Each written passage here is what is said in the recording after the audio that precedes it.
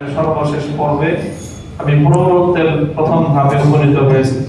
আমি মনে করি এই 40 বছর মোহাম্মদপুরের মাটি, পানি, বাতাস এই সব কিছু ঋণ আছে আমার উপর। আল্লাহ আমাকে এখন যে সুযোগটা দিয়েছেন সেই সুযোগটা আমি আমার ব্যক্তির স্বার্থে অথবা আমার পরিবারের স্বার্থে ব্যবহার করতে চাই না। আমি চাই এটা দিয়ে দেশ, দশ এবং ইসলামের খেদমত করতে।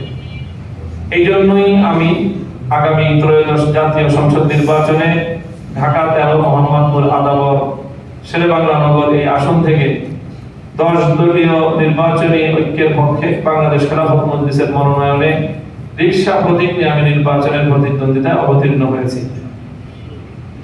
আমার আত্মবিশ্বাস, আল্লাহর এই নিয়ামত এবং আমি প্রচুর মানুষের দোয়া পেয়েছি আলহামদুলিল্লাহ।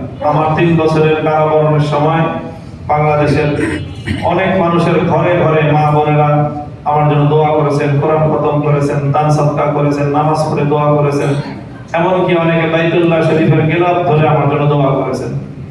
এই দোয়াগুলি আমার প্রতি আল্লাহর রহমতকে টেনে এনেছে এবং আল্লাহ আমাকে আজকে বাংলাদেশে একটা অবস্থান দান করেছেন যে আমি সেই আত্মবিশ্বাসী, সে আল্লাহর রহমতের উপর ভরসা করে যে এই মোহাম্মদপুরের যে বড় বড় সংকটগুলো আছে সেই সংকটগুলো সহ জাতীয় রাজনীতিতে এমন কিছু ভূমিকা পালন করা আমি মনে করি আমার পক্ষে সহজ এবং সম্ভব, যেটা নরমাল সাধারণ 10 জন এমপির পক্ষে সম্ভব না। তো আমি সেই জায়গা থেকে মোহাম্মদপুরের এবং এই অঞ্চলের যে বড় বড় সংকটগুলো সেগুলো নিরসনে আমি ভূমিকা পালন করতে বদ্ধপরিকর, অঙ্গীকারবদ্ধ। এখানে সন্ত্রাস, চাঁদাবাজি, কিশোর গ্যাং এবং মাদক, এটার বড় বড় 4টা সংকট মিলে এই অঞ্চলটা আজকে বাংলাদেশে অন্যতম একটা ক্রাইম জোনে পরিণত হয়েছে। বিগত ডিসেম্বর মাসে বাংলাদেশ নয় সারা বিশ্বকে কাঁপিয়ে শহীদ শরীফ ওসমান হাদির যে নির্মম হত্যাকাণ্ড সংঘটিত হয়েছে, আপনারা ইতিমধ্যে জেনেছেন। তার গুলি ছুড়েছে যেই খুনি, সেই খুনি বাংলাদেশের মধ্যে, ঢাকার মধ্যে আমাদের এই আদাবরে থাকে। এই আদাবরের মানুষ, আমি মনে করি এটা অবশ্যই আমাদের জন্য কোনো গৌরবের বিষয় নয়, এটা আমাদের জন্য খুবই দুঃখজনক একটা বিষয়। মোহাম্মদপুর থানার একজন সরকারি পুলিশ কর্মকর্তার মন্তব্য হলো 2-3টা জেলা মিলায় যে পরিমাণ সন্ত্রাস হয় শুধু এক মোহাম্মদপুর থানার অধীনে সেই পরিমাণ সন্ত্রাসী এবং অন্যায় কার্যকলাপ সংগঠিত হয়। এটা আমার কোনো বক্তব্য না, এটা একজন পুলিশ কর্মকর্তার বক্তব্য। এটার বড় কারণ হলো এই যে মোহাম্মদপুরটাকে সবাই লাওয়ারিশ মনে করে যে কোনো বাপ মা নাই, সমস্ত অন্যায় অপরাধের আখড়া এখানে গড়ে উঠেছে। অন্যান্য দলগুলো সবসময় কখনো নীলফামারী থেকে, কখনো ফেনী থেকে, কখনো বরিশাল থেকে, ভোলা থেকে, কখনো কোরবান থেকে, ঢাকার অন্যান্য এলাকা থেকে এই এলাকার অভিভাবক নির্বাচন করেছে। এই এলাকার নিজস্ব জনশক্তির মধ্য থেকে এলাকার কোন দায়িত্বশীল সহজে নির্বাচিত হয়, বর্তমানে অল্প কিছু সময় হয়েছে। এটা একটা বড় কারণ এই মোহাম্মদপুরের এই দশা।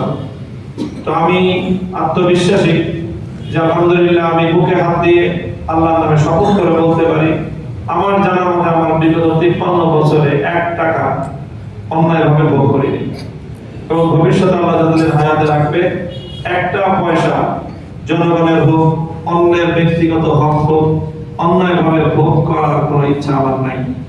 আমিও ভোগ করবো না এবং আমার জানা মতে আমার আশেপাশে 2-4-10 হাতের মধ্যে, 100 হাতের মধ্যে কেউ রাষ্ট্রীয় সম্পদ, জনগণের অধিকার 1 পয়সার জন্য তসরুফ করতে না পারে, সেটার জন্য আমি জনগণের কাছে এবং আল্লাহর কাছে জবাবদিহিতার বাধ্য থাকবো। এই হলো আমার বক্তব্য ইনশাআল্লাহ। আমি আমার কথা দীর্ঘায়িত করছি না, আপনারা এতক্ষণ পর্যন্ত আমার এই কথাগুলো ধৈর্য ধরে শুনেছেন, এই জন্য আমি আপনাদের সকলের কৃতজ্ঞতা জ্ঞাপন করছি। আমার প্রতীকটা আবারও বলছি, মেহনতি মানুষের রিকশা আমার প্রতীক ইনশাআল্লাহ। তো আমার প্রত্যয় হলো যদি আল্লাহ পাক আমাকে আপনাদের খেদমতের জন্য কবুল করেন এবং আমি সারা দেশে যে প্রতিবাদী অন্যায়, অবিচার, জুলুম, দুর্নীতি, লুটপাটের বিরুদ্ধে মাঠে ময়দানে যে কথাগুলো বলি, সেই কথাগুলো এই দেশের স্বার্থে, ইসলামের প্রয়োজনে আমি পার্লামেন্টে গিয়ে বলতে চাই। এটাই হলো আমার মূল উদ্দেশ্য। কাজেই আমার আল্লাহ পাক যদি সেই উদ্দেশ্য সফল করেন তাহলে অন্যরা তো গাড়ি ঘোড়া নিয়ে জাতীয় সংসদে যায়। আমি ইনশাআল্লাহ মোহাম্মদপুর থেকে একটা রিক্সা নিয়ে রিক্সাওয়ালাদের প্রতিনিধি হিসাবে আমি ইনশাআল্লাহ জাতীয় সংসদে যাব। আল্লাহ পাক যদি আমাকে কবুল করেন, আপনারা যদি আমাকে সহযোগিতা করেন, ইনশাআল্লাহ আপনাদের সকলকে আবার ধন্যবাদ। করো ভাই যদি আমার থেকে থাকেন যে আমাদের সাথে আমার সাথে মানে হাতে হাত রেখে এই এলাকার জন্য দেশের জন্য স্বেচ্ছা সেবা দিবেন, ভলান্টিয়ার হিসাবে সার্ভিস দিবেন, এমন যদি কোনো আগ্রহী ভাই থেকে থাকে তারা আমাদের কাছে স্বেচ্ছাসেবক ফর্ম আছে, যার মাধ্যমে আপনি আমাদের টিমের সাথে সম্পৃক্ত হতে পারবেন। আমাদের অফিস থেকে আপনাদের সাথে যোগাযোগ করে স্বেচ্ছাসেবক টিম গঠন করা হচ্ছে। পুরা মোহাম্মদপুরের তৃণমূল থেকে আমাদের যুবক ভাইদেরকে বিশেষভাবে সংগ্রহ করে তাদের মাধ্যমে ইনশাআল্লাহ আমাদের অব্যাহত কার্যক্রম পরিচালিত হবে। আমাদের মোহাম্মদপুর আমরা এর নিরাপদ রাখবো ইনশাআল্লাহ। আল্লাহ আমাদের সকলের সহায় করুন। ওয়া আখিরু দাওয়ানা আলহামদুলিল্লাহি রাব্বিল আলামিন। আসসালামু আলাইকুম ওয়া রাহমাতুল্লাহ।